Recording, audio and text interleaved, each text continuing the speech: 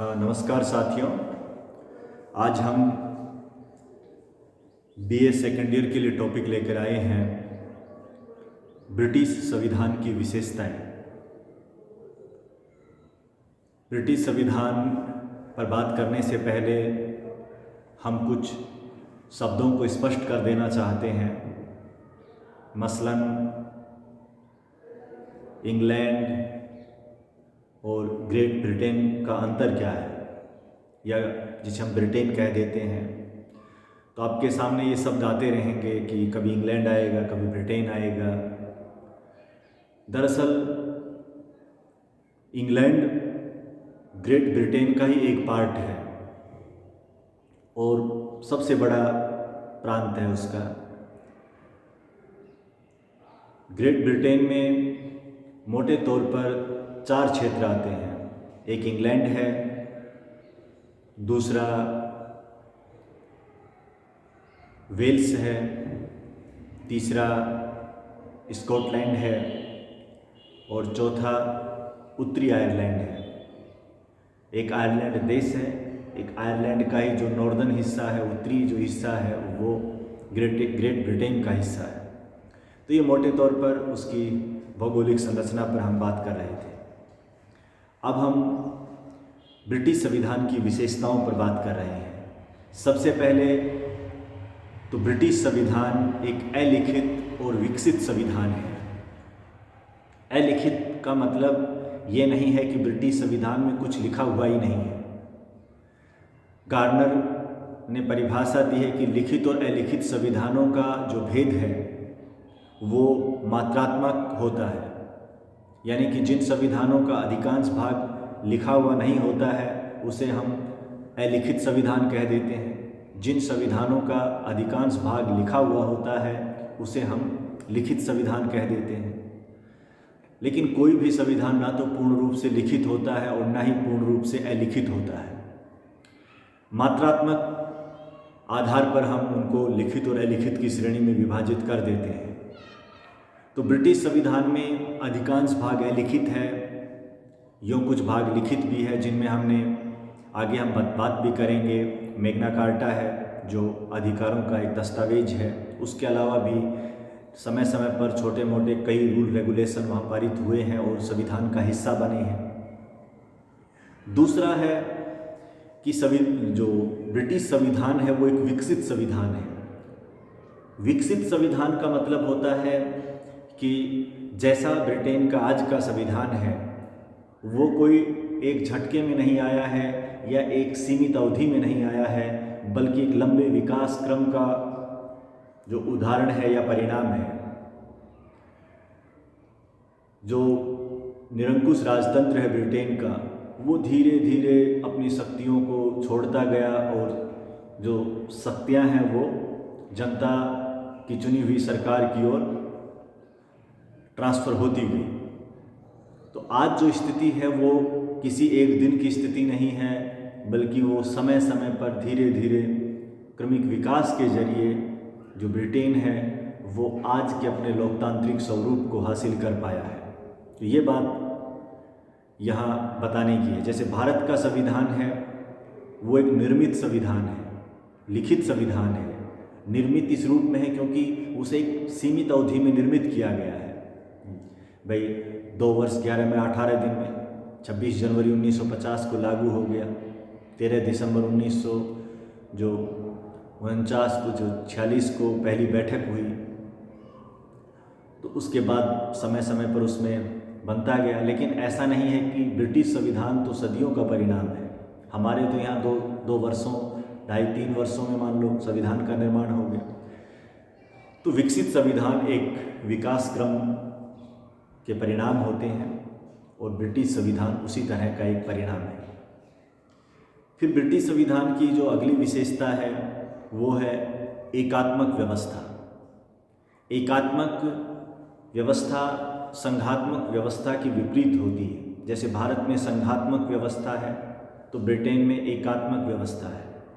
एकात्मक व्यवस्था से अभिप्राय है कि एक ऐसी जो शासन व्यवस्था जिसमें पूरे देश में केवल एक ही सरकार होती है जिसे हम केंद्र सरकार कहते हैं, और प्रांतों का निर्माण तो होता है। ब्रिटेन में भी प्रांत है, जैसे हमने वीडियो की शुरुआत में भी बताया कि वहाँ इंग्लैंड भी है, वेस्ट वेल्स भी है, स्कॉटलैंड भी है, उत्तरी आयरलैंड भी है। लेकिन ये जो प्रांत हैं इनको संविधान के अंतर्गत शक्तियाँ नहीं दी गई हैं। जिस तरह भारत में दी गई है, राज्य सूची के विषयों में राज्य सरकारों को शक्तियाँ दी गई हैं, एक संघीय ढांचा खड़ा किया गया है, संवैधानिक संरक्षण दिया गया है। इस तरह का कोई संरक्षण, कोई संवैधानिक ढांचा ब्रिटिश संविधान में खड़ा नहीं किया गया है। तो वो एक प्रशासनिक सुविधा की दृष्टि से तो राज्यों का विभाजन किया गया है, लेकिन राज्यों के पास संविधान के द्वारा दी गई न कोई अपनी शक्तियाँ हैं और न ही कोई स्वतंत्र सरकार है। वहाँ संघ सरकार है, केंद्र सरकार है, और वही पूरे ब्रिटेन को शासित करती है, वही पूरे ब्रिटिश के लिए कानून बनाती है। तो इस रूप में ब्रिटिश जो शासन व्यवस्था है वो एकात्मक व्यवस्था का उदाहरण है। तो जब भी हम एकात्मक या संघात्मक की बात करते हैं तो हम पूरे देश की जो शासन व्यवस्था है उसके बारे में बात कर रहे हैं कि पूरा देश किस तरह की शासन व्यवस्था में बंधा है, वो अलग अलग सरकारों में बंधा है या किसी एक सरकार में बंधा है। अब हम बात कर रहे हैं जो अगले बिंदु में, वो ये है कि ब्रिटिश जो शासन व्यवस्था है वो संसदीय व्यवस्था का भी उदाहरण है। संसदीय व्यवस्था का विपरीत होता है अध्यक्षात्मक व्यवस्था। हालांकि ये दोनों ही पार्लियामेंट्री फॉर्म ऑफ डेमोक्रेसी है, यानी कि लोकतंत्र में ही अलग अलग जो रूप हैं शासन के, उन्हीं में से एक है। भारत भी संसदीय व्यवस्था का उदाहरण है, अमेरिका है वो अध्यक्षात्मक व्यवस्था का उदाहरण है, और ब्रिटिश व्यवस्था है वो संसदीय व्यवस्था का उदाहरण है। संसदीय व्यवस्था से जो हमारा अभिप्राय है वो ये है कि कार्यपालिका का चुनाव व्यवस्थापिका यानी कि संसद के भीतर से होता है। भारत में के संदर्भ में बात करें तो भारत में जो कार्यपालिका है वो प्रधानमंत्री और उसकी मंत्रिपरिषद है, और उसका जो चुनाव है या उसका जो उद्गम स्थल है वो भारत की संसद है। अर्थात जितने भी जो मंत्री हैं या खुद प्रधानमंत्री हैं वो प्रधानमंत्री बनने से पहले एक सांसद है। सांसद का मतलब संसद सदस्य, संसद व्यवस्थापिका है। जैसे हमारे यहाँ प्रधानमंत्री हैं श्री नरेंद्र मोदी जी, तो मोदी जी हैं वो वाराणसी से सांसद भी हैं। तो इस रूप में जो व्यवस्थापिका में से ही कार्यपालिका का चुनाव होता है। जितने भी मंत्री हैं वो या तो लोकसभा के सदस्य हैं या फिर वो राज्यसभा के सदस्य हैं। इन दोनों के अलावा कोई मंत्री सिर्फ 6 महीने तक तो बना रह सकता है, लेकिन इन 6 महीनों के अंतर्गत उसे किसी न किसी जो सदन से अपना हिसाब लेना पड़ता है। तो ये संसदीय व्यवस्था ब्रिटेन में भी है। फिर हम बात कर रहे हैं वहाँ सीमित राजतंत्र है। सीमित राजतंत्र से अभिप्राय है कि वहाँ गणतंत्र नहीं है। गणतंत्र का मतलब होता है कि किसी भी देश का जो शासन अध्यक्ष होता है, किसी भी देश का राष्ट्र अध्यक्ष होता है, वो निर्वाचित हो और वंशानुगत नहीं हो। जैसे भारत है वो गणतंत्र का उदाहरण है। क्यों? क्योंकि भारत का जो राष्ट्र अध्यक्ष है वो राष्ट्रपति होता है, और राष्ट्रपति का चुनाव होता है, वो कोई राजवंश से नहीं आया है। जैसे ब्रिटेन में वहाँ की राष्ट्राध्यक्ष महारानी है और उनका कोई चुनाव नहीं होता है, वो राजवंश की वो जो उत्तराधिकारी हैं उससे पहले भी उनसे पहले बनते आए हैं। तो राजवंश की एक श्रृंखला है ब्रिटेन में, वो उसी के अंतर्गत आती है। तो इस रूप में जहाँ भी राष्ट्र का प्रमुख है वो वंशानुगत होता है, निर्वाचित नहीं होता है, राजशाही से आता है, तो वहाँ फिर सीमित राजतंत्र होता है या राजतंत्र होता है। और जहाँ चुनाव के जरिए आता है राष्ट्र का प्रमुख, वहाँ गणतंत्र होता है। तो पहली बात तो ये है कि ब्रिटेन में राजतंत्र है क्योंकि वहाँ का राष्ट्र प्रमुख है वो राजशाही से आता है, वंशानुगत आता है। लेकिन दूसरे अर्थ में वो राजतंत्र तो है लेकिन सीमित है। सीमित का मतलब निरंकुश नहीं है। निरंकुश का मतलब होता है कि ऐसा राजा या ऐसा शासक जिसको असीमित शक्तियाँ मिली हों, जिनके ऊपर किसी का कंट्रोल ना हो। लेकिन ब्रिटिश व्यवस्था में जो राजशाही है वो सीमित है। सीमित किससे है? संविधान से है।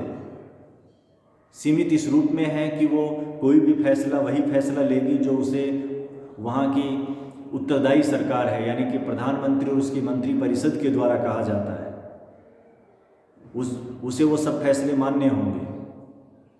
तो वो जनता के प्रति उत्तरदायी हो जाता है और जनता के फैसलों को वो इनकार नहीं कर सकता। इसलिए वहाँ की जो राजशाही है वो सीमित राजतंत्र कहलाता है। तो ये ब्रिटेन में अगर निरंकुश राजतंत्र हो जाए तो फिर लोकतंत्र बचेगा ही नहीं। उसके बाद ब्रिटिश संविधान की एक विशेषता यह भी है कि वहाँ की व्यवस्थापिका है वो द्विसदनात्मक होती है। द्विसदनात्मक का मतलब 2 सदन होते हैं। जैसे भारत की जो व्यवस्थापिका है वो भी द्विसदनात्मक है, क्योंकि यहाँ की जो व्यवस्थापिका का नाम संसद है और संसद के 2 सदन हैं, एक राज्यसभा है, दूसरा लोकसभा है। ब्रिटेन में भी वहाँ की जो पार्लियामेंट है, जिसे व्यवस्थापिका को वहाँ पार्लियामेंट कहते हैं, वहाँ भी 2 सदन हैं, एक हाउस ऑफ कॉमन है और दूसरी लॉर्ड सभा है। तो ये दोनों ही जो सदन हैं ये वहाँ की पार्लियामेंट का हिस्सा है। तो इसलिए वहाँ भी जो व्यवस्थापिका है वो द्विसदनात्मक है। यद्यपि द्विसदनात्मक व्यवस्थापिका संघात्मक व्यवस्था वाले देशों के लिए तो एक सैद्धांतिक व्यवस्था है, क्योंकि जो उच्च सदन होता है, जैसे भारत में राज्यसभा है, वो राज्यों का प्रतिनिधित्व करती है। लेकिन चूँकि ब्रिटेन में संघीय व्यवस्था नहीं है, वहाँ तो एकात्मक व्यवस्था है, लेकिन उसके बावजूद भी उन्होंने इस व्यवस्था को कायम रखा है। और ये भी वहाँ के जो संविधान के विकास क्रम का एक उदाहरण है, एक परिणाम है, जिसके बारे में हम आगे से जब जो वहाँ की व्यवस्थापिका पर एक विशेष वीडियो बनाएंगे उस समय हम इस पर बात करेंगे। अभी तो हम एक मोटे तौर पर आपके सामने खाका प्रस्तुत कर रहे हैं। अगली जो ब्रिटिश संविधान की विशेषता है वो ये है कि वहाँ नागरिकों को मूल अधिकार हासिल हैं, संविधान के जरिए हासिल है। मैग्ना कार्टा एक ऐसा दस्तावेज था जिसके जरिए राजशाही ने ये स्वीकार किया कि ये अधिकार जनता को मिलेंगे और वो संविधान का हिस्सा बन गया, जिसमें नागरिकों को अभिव्यक्ति की आज़ादी, अपने धर्म को मानने की आज़ादी, समानता का अधिकार, स्वतंत्रता का अधिकार और भी जो बुनियादी अधिकार हैं वो उस मैग्ना कार्टा के जरिए ब्रिटिश नागरिकों को हासिल हुए हैं। यानी कि उन अधिकारों को कोई छीन नहीं सकता, और अगर कोई छीनता है तो उन्हें न्यायिक संरक्षण मिलेगा। तो ब्रिटिश व्यवस्था में मूल अधिकार है, और यही वजह है कि भारत का जो संविधान का भाग 3 जो मूल अधिकार हैं वो भारतीय संविधान का मैग्ना कार्टा कहलाते हैं। मैग्ना कार्टा इसीलिए कहलाते हैं क्योंकि एक दस्तावेज का नाम था जिसके जरिए ब्रिटिश नागरिकों को मूल अधिकार मिले थे। तो उसी तरह भारत में भी नागरिकों को मूल अधिकार भाग 3 के जरिए मिलते हैं, जो अनुच्छेद 12 से लेकर 35 तक है। तो इसलिए ये भाग जो है संविधान का भाग 3 भारत का, वो भारतीय संविधान का मैग्ना कार्टा कहलाता है। ब्रिटिश संविधान में एक और जो व्यवस्था है वो वहाँ की संसदीय सर्वोच्चता है। संसदीय सर्वोच्चता से अभिप्राय है कि ब्रिटिश जो संसद है, पार्लियामेंट है, वो बहुत पावरफुल है। वो इतनी पावरफुल है कि डीलोम एक विचारक है जिसका एक कथन है कि ब्रिटिश संविधान जो संसद है वो स्त्री को पुरुष और पुरुष को स्त्री बनाने के अलावा सब कुछ कर सकती है।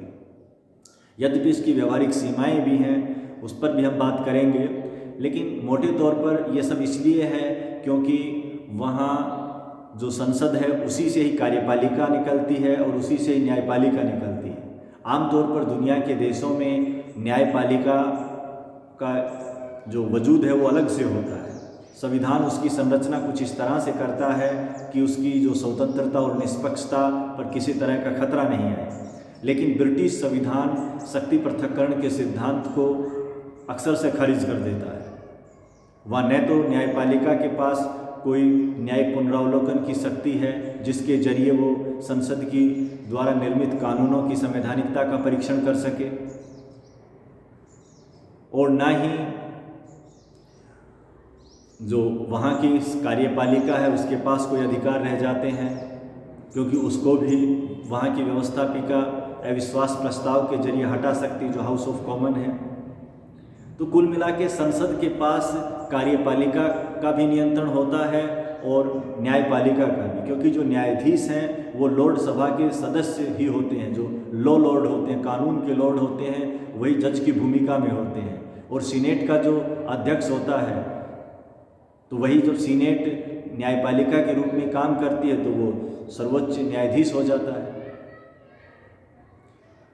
तो वहाँ शक्ति पृथक्करण नहीं है, न्यायिक पुनरावलोकन नहीं है, और संविधान है वो अलिखित है, उसमें बहुत सी सीमाएं तय की नहीं गई हैं। जैसे भारत में संविधान की सर्वोच्चता है, क्योंकि संविधान ने बता दिए हैं कि केंद्र सरकार के ये काम है, राज्यों के ये काम है, संघ सूची राज्य सूची के अंतर्गत। लेकिन वहाँ ऐसी कोई सूची नहीं है, इसलिए संसद कानून बना देती है। तो ऐसा तो संसद कुछ भी कानून बना सकती है, हाँ संसद कोई भी कानून बना सकती है, उसे कोई तकनीकी दिक्कत नहीं आएगी, लेकिन फिर भी कोई वहाँ की संसद कोई भी गलत कानून नहीं बना सकती। क्यों नहीं बना सकती? क्योंकि संस्थागत नियंत्रण भले ही वहाँ की व्यवस्थापिका पर नहीं हो, लेकिन जनमत का नियंत्रण तो होता है। हर 5 साल के बाद जनता के सामने जाना होता है, और अगर आप यूँ ही मनमाने और गलत और अतार्किक कानून बनाएंगे तो फिर जनता आपको नेगलेक्ट कर देगी, दूसरे लोगों को सत्ता में बिठा देगी। तो इस तरह से नियंत्रण होता है। हाँ, इन सब के बारे में हम जब व्यवस्थापिका के चैप्टर में आएंगे तब और अच्छे से बात करेंगे। वहाँ जो शासन की जो संरचना है उन सब पर अगले वीडियो में हम बात करेंगे, तब इसको और हम खुलकर बताएंगे। इस वीडियो में इतना ही है। ब्रिटिश संविधान की जो बेसिक विशेषताएं हैं उस पर हमने बात की है। धन्यवाद।